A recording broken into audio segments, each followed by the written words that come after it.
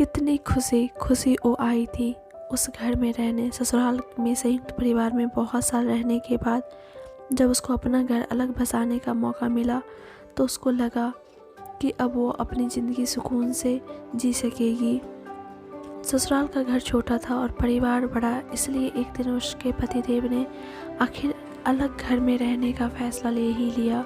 उसकी उम्मीद उसको सपने में भी नहीं थी और वो अपना घर छोड़ एक किराए के घर में आ गई, अपनी गृहस्थी जमाने, अपने घर के अधूरे सपने को पूरा करने की चाहत मन में लिए।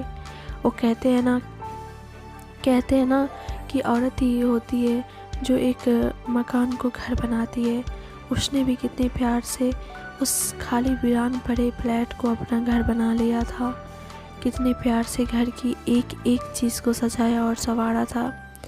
कितनी बार उस घर में दोनों बच्चे एक साथ खेले और एक साथ लड़ाई भी की।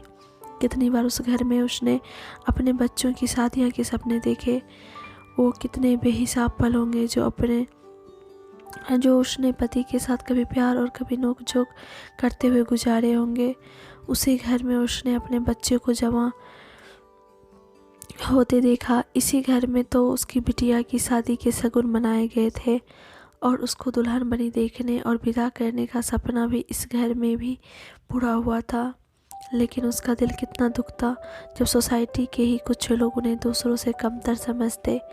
कई मौके उसके हाथ से इसलिए छूट जाते क्योंकि वो किराए के घर में रहते थे। कुछ लोग किराए के घर में रहने वालों को अपने से कम आंकते हैं। और आखिर एक दिन वो दिन भी आ ही गया जब उन्हें उस घर को भी छोड़ने का फैसला लेना पड़ा। अंदर से उसका मन बहुत उदास था, इसलिए किसी को बताने की भी हिम्मत नहीं पड़ रही थी।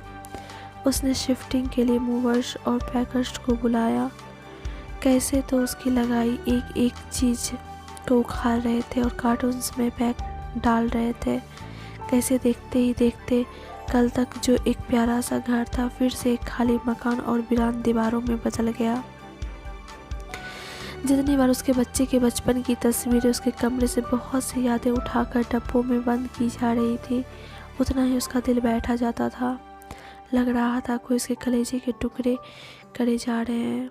सोसाइटी से उसकी सखियाँ उसका सामान जाता देखकर बहुत हैरान हो गई और नाराज़ भी हो गई कि इतना प्यार और दोस्ती करके क्यों उसने यहाँ से एकदम जाने का फैसला ले लिया।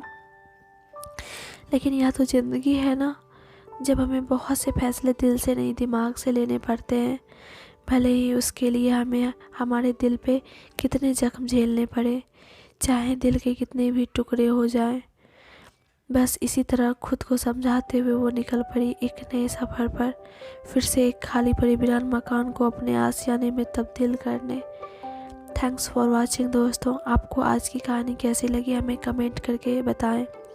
हमारे चैनल को सब्सक्राइब और फेसबुक पेज को फॉलो करें। फिर मिलते हैं हम अपनी अगली कहानी में, तब तक के लिए अपना ख्याल रखें। धन्यवाद।